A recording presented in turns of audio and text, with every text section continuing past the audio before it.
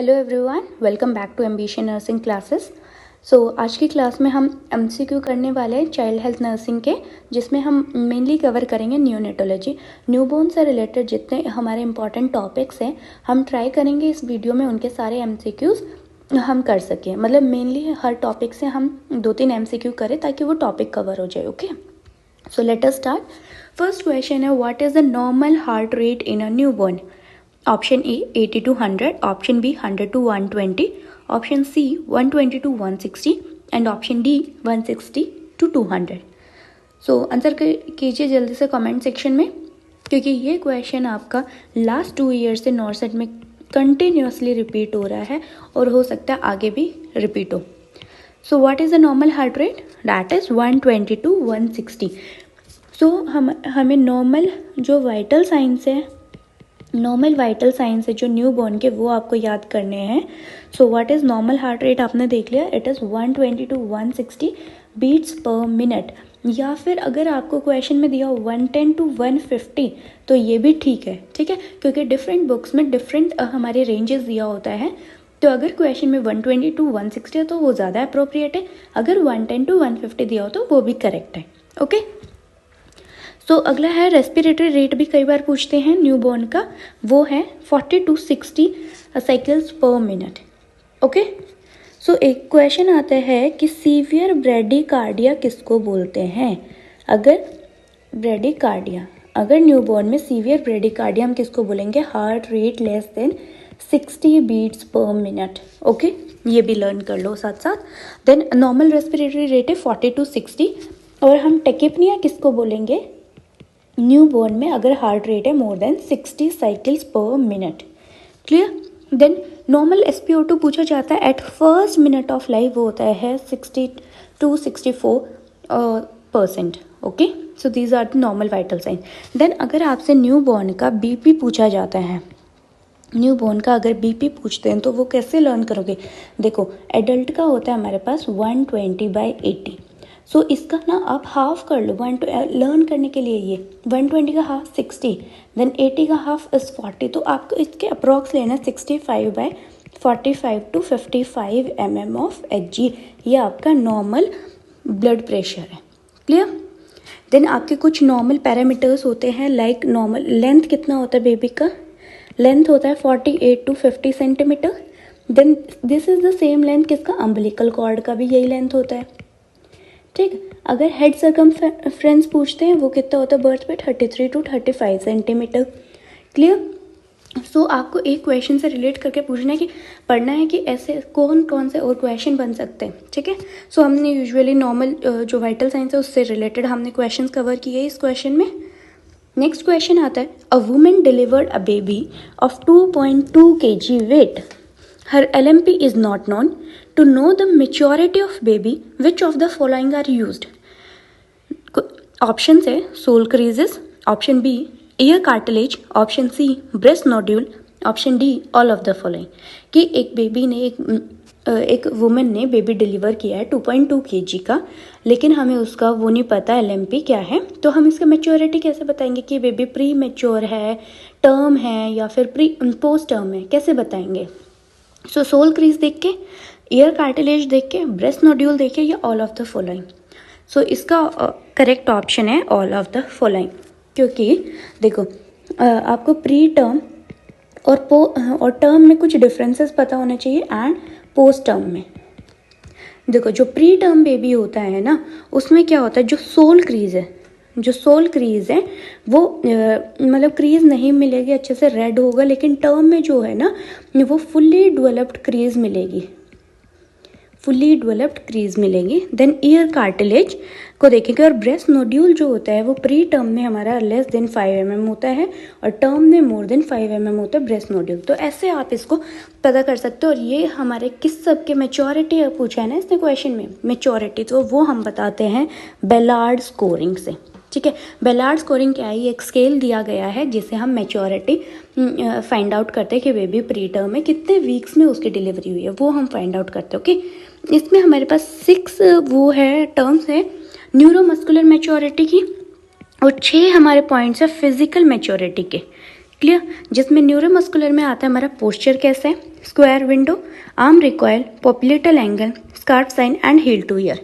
Then physical maturity में हमारा skin, lanugo, plantar surface, breast, then eye and ear, genitals of male and female. Clear, तो ये तो आपको डिटेल में पढ़ना पड़ेगा। अगर अभी हम इसको डिटेल में पढ़ने लगे तो बहुत लंबा वीडियो हो जाएगा, इसको हम अलग से एक वीडियो में कवर करेंगे। सो क्लियर है, तो सोल क्रीज से पता कर सकते हैं, year cartilage and breast nodule से हम मैच्योरिटी को फाइंड आउट करेंगे, जिसके लिए हम क्या यूज़ करते हैं, expanded new Ballard score. Clear, so इसी क्वेश्चन से एक क्वेश्चन और बनता है, इसमें वेट दिया है 2.2 kg। So what is the normal weight of a newborn? Newborn का नॉर्मल वेट बताओ। कुछ बुक्स कहते हैं 2.5 to 3.5 kg और कुछ बुक्स कहते हैं 2.5 to 4 kg। ओके, देन इधर से एक क्वेश्चन बनता है कि लो बर्थ वेट बेबी हम किसको बोलेंगे, low birth weight less than 2.5 kg। Okay, very low birth weight किसको बोलेंगे, very low birth less than 1.5 kg। Okay, and extremely low birth weight किसको बोलेंगे, लेस देन 1 kg। क्लियर, इसका भी आपको पढ़ना है, ये भी हमारे नॉर्थ सेट में क्वेश्चंस आते हैं इससे। क्लियर, नेक्स्ट क्वेश्चन है, the प्यूपिल of a new born is. जब एक न्यू बॉर्न आया तो उसके प्यूपिल्स कैसे होंगे, डायलेटेड, बी माइल्ड डायलेटेड, सी कंस्ट्रक्टेड और डी नॉर्मल। बताओ, ये थोड़े ट्रिकी क्वेश्चंस है, ये आपको पता होने चाहिए, ऐसे ही क्वेश्चंस आपके नॉर्थ सेट में आते हैं। ठीक है, प्यूपिल कैसा होता है, सी जो हमारे आई है बेबी की, उसमें क्या होता है, कुछ आयरिस डायलेटर मसल्स होते हैं, है ना, आयरिस डायलेटर मसल्स होते हैं, हमारी भी आइज़ में होते हैं। बट न्यू बॉर्न में क्या होता है, ये जो है ना आयरिस डायलेटर मसल्स, ये इमैच्योर होती हैं, फुल्ली मैच्योर नहीं होती, जिसकी वजह से जो प्यूपिल है वो डायलेट नहीं कर पाता। और नॉर्मली जो है वो प्यूपिल कैसा होता है न्यूबॉर्न का, it is constricted. Clear, pupil of a newborn is small and difficult to dilate due to immature iris dilator muscle, therefore it is constricted. Clear, next question आता है, an orthopedician adducts the flexed hip and gently pushes the thigh posteriorly in an effort to dislocate the femoral head of a neonate. What is this maneuver called? क्या किया, एक ऑर्थोपीडियाट्रिशियन है, उसने जो baby का flex hip है, ये baby का फ्लेक्स हिप है, इसको क्या किया, एडक्ट किया पहले और फिर उसको पुश किया पोस्टीरियरली, फोर्स लगाया ताकि जो फेमोरल हेड है वो डिसलोकेट हो जाए। तो इस मैन्यूवर का नाम क्या है, सी जो हम डिसलोकेशन ऑफ हिप होता है ना, डिसलोकेशन ऑफ हिप या फिर हिप के कंजेनाइटल डिसलोकेशन ऑफ हिप को देखने के लिए वी हैव टू मेथड्स, एक है ऑर्टोलानी मेथड और एक है हमारा बार्लो मेथड। ठीक है, अब देखो बार्लो किससे स्टार्ट होता है, बी से। ठीक है, बी से मतलब बुरा या फिर बैड, कि हम बेबी को कुछ बैड कर रहे हैं, ठीक है, गलत कर रहे हैं बेबी के साथ। अब इस क्वेश्चन में क्या है, डिसलोकेट कर रहे हैं ना हम उसका हेड, ये फिमोरल का हेड, तो we are doing something bad to the baby, है ना। तो क्या है इसका ऑप्शन है बार्लो, क्योंकि बहुत लोग इसमें कंफ्यूज होते हैं, क्योंकि दोनों ही ये हमारे कंजेनाइटल डिसलोकेशन ऑफ हिप को चेक करने के लिए दो मेथड्स यूज होते हैं, जिसको बोलते हैं ऑर्टोलाइने और सेकेंड मेथड है बार्लो। तो ये तो पता होता है कि इन दोनों मेथड में से एक होता है, बट बच्चे कंफ्यूज हो जाते हैं कि कौन सा। तो आप इसको याद कर सकते हो, बी फॉर बैड, मतलब हम कुछ बुरा कर रहे हैं बेबी के साथ, इसका मतलब हम डिसलोकेट कर रहे हैं। अब ऑर्टोलानी में क्या होता है, हम रीलोकेट करते हैं, हम रीलोकेट द हिप जॉइंट। सी ये हमारा बार्लो टेस्ट, बार्लो में क्या करते हैं, सबसे पहले इसको क्या किया, फ्लेक्स्ड हमारा हिप था उसको पहले एडक्ट किया और फिर डिसलोकेट कर दिया, ये क्या किया, डिसलोकेट कर दिया। ठीक है, पहले बार्लो टेस्ट किया, उसके बाद किया ऑर्टोलानी टेस्ट। ऑर्टोलानी में क्या किया, अब इस जो हमने डिसलोकेट किया था उसको रीलोकेट करते हैं। क्लियर, ये क्या हो गया ऑर्टोलानी और ये क्या हो गया बार्लो। तो ये आपको लर्न करना है, इससे भी बहुत बार क्वेश्चंस आए हैं। नेक्स्ट क्वेश्चन है, what is cold stress. Cold stress क्या, किसको बोलोगे, टेम्परेचर को। Option A 35.4 to 36 degree Celsius, option B 33.4 to 34, option C 34.4 to 35.4, option D is 36 to 36.4 degree Celsius. See what is the normal temperature, क्या होता है of newborn? Newborn का normal temperature is 36.5 to 37.5 degree Celsius. Okay, then hypothermia हम किसको बोलते हैं? Hypothermia हम बोलते हैं लेस देन 36.5 को। So we have mild hypothermia, moderate and severe. ठीक है, अब जो माइल्ड होता है वो होता है 36 to 36.4। ठीक है, और इसी को हम क्या बोलते हैं? इसी को हम बोलते हैं cold stress. Okay, so option में क्या दिया हुआ है? This is option D 36 to 36.4 degree Celsius. Clear है? Cold stress is also known as mild hypothermia, जो मैं आपको ऑलरेडी बता चुकी हूँ। देन नेक्स्ट क्वेश्चन आता है, what is the ideal temperature of delivery room for neonate to be kept in the warmer? मतलब इसमें क्वेश्चन में क्या पूछा है? Ideal temperature of delivery room.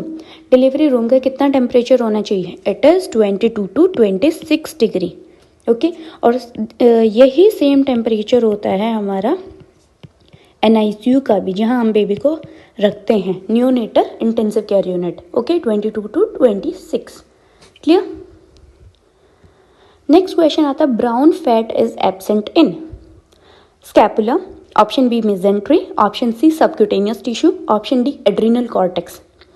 सो इस क्वेश्चन को समझने से पहले हम एक बार देखते हैं कि ब्राउन फैट क्या होता है।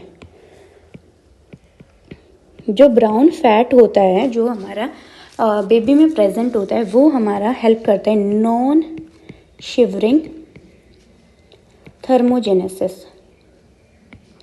अब देखो क्या होता है, जो हम एडल्ट्स होते हैं ना, एडल्ट्स में क्या होता है? शिवरिंग होती है। जब भी हमें ठंड लगेगी, जब भी हाइपोथर्मिया होगा, तो हम क्या करते हैं? शिवर करते हैं ना। शिवरिंग होगी तो हमारा जो है ये प्रिवेंट करता है हाइपोथर्मिया को, और जो हीट प्रोड्यूस करता है ना। बट बेबी क्या होता है? बेबी को जब हाइपोथर्मिया होगा तो बेबी शिवर नहीं कर पाता है ना। तो नॉन शिवरिंग थर्मोजेनेसिस होती है उस बेबी में due to the breakdown of brown fat. जब ब्राउन फैट का ब्रेकडाउन होगा तो जो बेबी हमारा वो थर्मोजेनेसिस मेंटेन करेगा। अब आता है कि जो ब्राउन फैट है वो कहाँ प्रेजेंट होता है? ब्राउन फैट कहाँ प्रेजेंट होता है? सबक्यूटेनियस टिश्यूज़ में प्रेजेंट होता है, then between the scapula, then हमारा एड्रिनल कॉर्टेक्स पे, किडनीज में, यहाँ हमारा ये प्रेजेंट होता है, जो आपको लर्न करना है।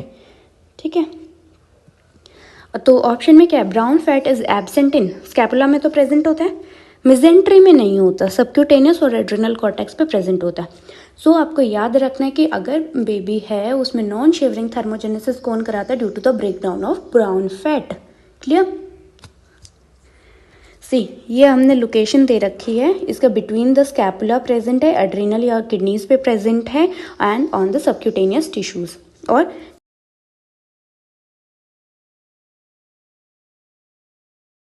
आता है question, all of the following are true in neonate for heat production except. So हमारे पास क्वेश्चन आ गया एक्सेप्ट वाला। क्वेश्चन में क्या पूछा है कि वो सारी स्टेटमेंट बताओ विच आर ट्रू। एक है जो फॉल्स होगी, एक स्टेटमेंट है जो फॉल्स होगी, वो हमें फाइंड आउट करना है। बेबी में शिवरिंग होता है, तो मैंने अभी आपको बताया कि बेबी में शिवरिंग नहीं होता, बेबी में नॉन शिवरिंग थर्मोजेनेसिस होता है, जिससे वो अपना टेम्परेचर मेंटेन करता है due to the breakdown of brown fat. So ये स्टेटमेंट हमारी फॉल्स हो गई। नेक्स्ट स्टेटमेंट देखो, हमेशा आपको अगर फर्स्ट ऑप्शन में ही आंसर मिल गया तो इसका मतलब ये नहीं आप और ऑप्शन रीड आउट नहीं करोगे, क्योंकि हो सकता है क्या पता आपको लास्ट में दे रखा हो both option A and B, है ना, या फिर और कुछ घुमा रखा। तो हमेशा ये आदत डाल लो, आपको चारों ऑप्शंस पढ़ने हैं। ओके, देन बी ऑप्शन है breakdown of brown fat with adrenaline secretion. देखो यस, ये तो ठीक है कि ब्रेकडाउन होता है ब्राउन फैट का। अब देखो जब भी ब्रेकडाउन होता है ना ब्राउन फैट का, तो क्या होता है, उससे एड्रीनलिन सिक्रीट होता है। ठीक है, एड्रीनलिन या आप बोल सकते हैं एपिनेफ्रिन, नॉन एपिनेफ्रिन, वो सिक्रीट होता है, जो हमारा क्या कॉज करता है, उसकी वजह से होता है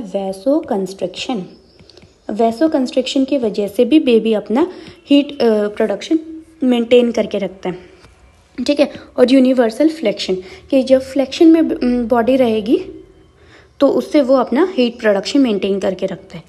सो ये भी ट्रू है। नेक्स्ट, फ्लेक्शन भी ट्रू है और वैसो कंस्ट्रिक्शन भी ट्रू है। सो हमें ऑप्शन मिल गया, आंसर मिल गया option A, that is shivering. वो बेबी में शिवरिंग नहीं होती, नॉन शिवरिंग थर्मोजेनेसिस होती है by the breakdown of brown fat. Okay, next question आता है इमेज बेस्ड क्वेश्चन।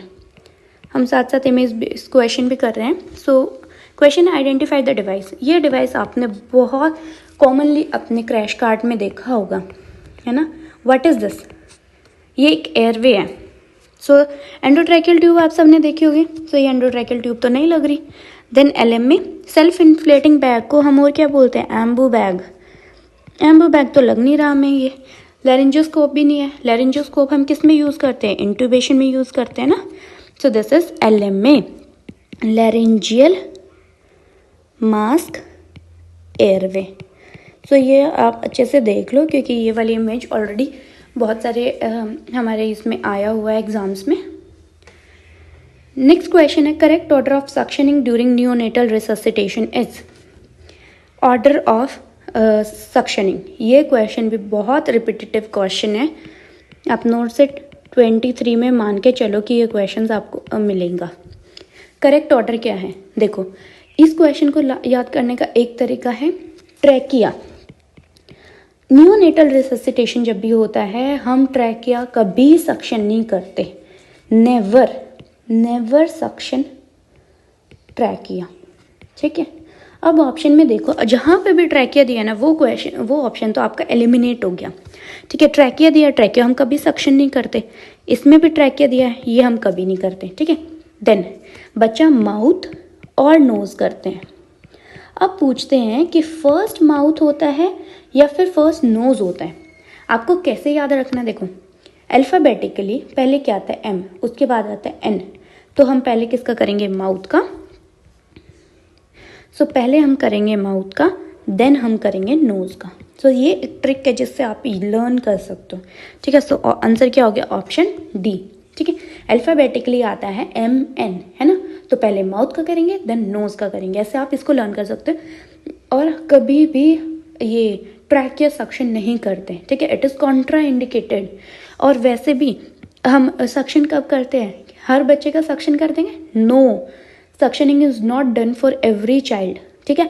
जिसको नीड है सिर्फ उसी का सक्शन करेंगे। जिसको सिक्रीशंस लग रहा है बहुत ज़्यादा, सिर्फ उस बेबी का हम सक्शन करते हैं during neonatal resuscitation. Okay, next question आता है resuscitation of a neonate with heart rate less than 60 beats per minute includes.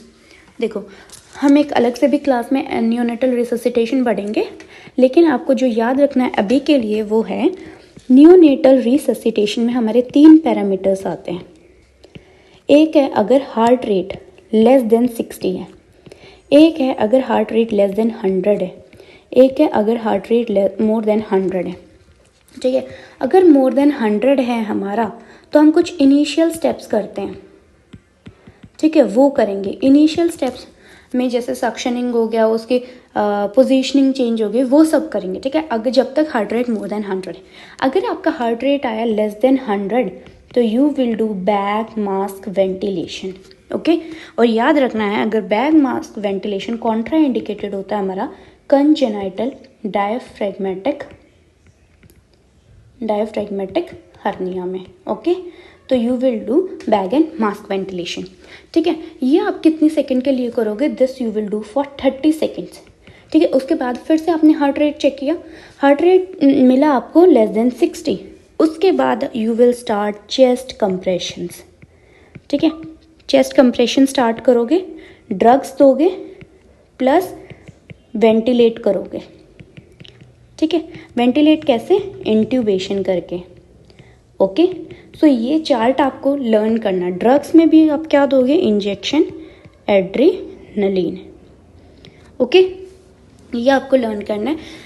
अभी के लिए इतना आप याद कर लोगे वो ठीक है। और इसमें चेस्ट कंप्रेशन और वेंटिलेशन का रेशियो आपको याद रखना है, वो है 3:1। 3 कंप्रेशन दोगे, 1 वेंटिलेशन दोगे। अब जो कंप्रेशन है वो हमारा 2 टाइप से होता है।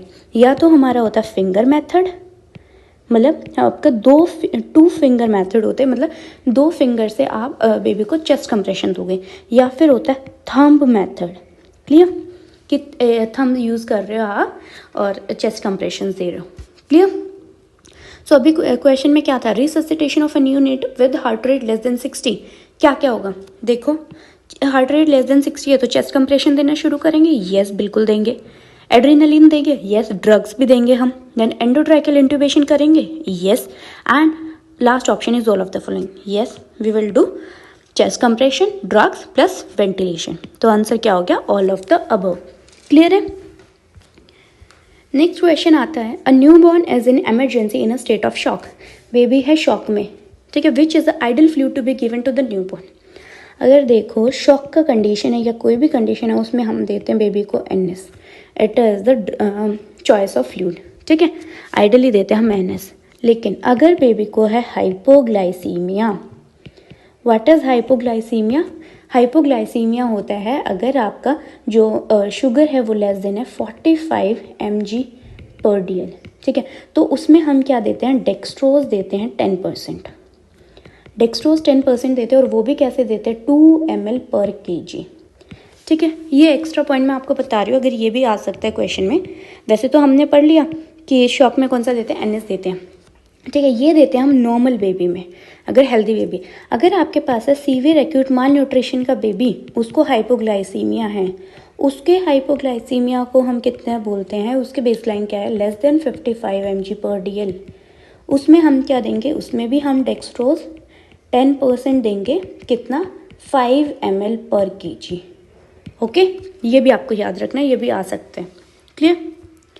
नेक्स्ट आता है, what is definite contraindication of for BMV, bag and mask ventilation. मैंने आपको लास्ट क्वेश्चन में ही बताया है, एक ही कॉन्ट्रा इंडिकेशन है BM की, वो है congenital diaphragmatic hernia. Okay, so answer हो गया option C, congenital diaphragmatic hernia. Next question है, which of the following is the best route of drug administration in a newborn baby. Best route of drug administration, या तो अगर question में पूछ सकते हैं कि इमरजेंसी में क्या देंगे, ठीक है, इमरजेंसी वाली सिचुएशन में भी। Option A umbilical artery, option B umbilical vein, option C intraosseous, option D intratracheal, कौन सा देंगे। सो इसका आपका करेक्ट ऑप्शन है अम्बिलिकल वेन, क्योंकि ये ईजिली मिल जाती है, ओके, ईजिली एक्सेसिबल है, तो दिस इज अम्बिलिकल वेन। कभी भी क्वेश्चन में आता है न्यू नेट में, अगर आपको नहीं मिल रहा, बहुत इमरजेंसी हो रही है, तो आप सबसे पहले कौन सा लोगे। यूजुअली बच्चे सोचते हैं intratracheal, but no, this is umbilical when.